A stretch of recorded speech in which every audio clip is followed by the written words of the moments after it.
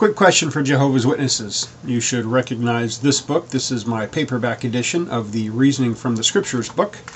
And if you've got yours handy, please open up to page 148. The heading reads, Did God Have a Beginning? Psalm 90, verse 2. Before the mountains themselves were born, or you proceeded to bring forth as with labor pains the earth and the productive land, even from time indefinite to time indefinite, you are God. Is that reasonable?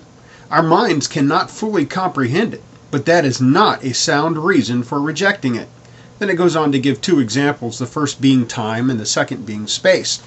So the basic idea here is you can't reject an idea simply because you don't understand it. I've got a funny story to tell you about a true incident that happened to me. I was probably 3 years old. This is the first deep thought I ever had.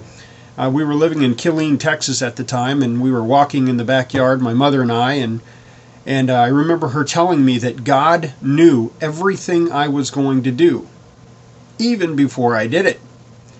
Now, I was quite the outside-the-box thinking kid even then, and I remember looking up at my mom and saying, "What if I change my mind?" And then my mother answered me.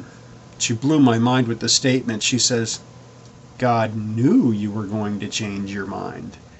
And I just remember looking up and going, whoa. Pretty deep thought.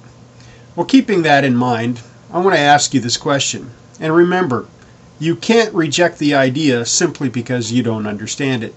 Here's the question. If God wanted to exist as a Trinity, could he?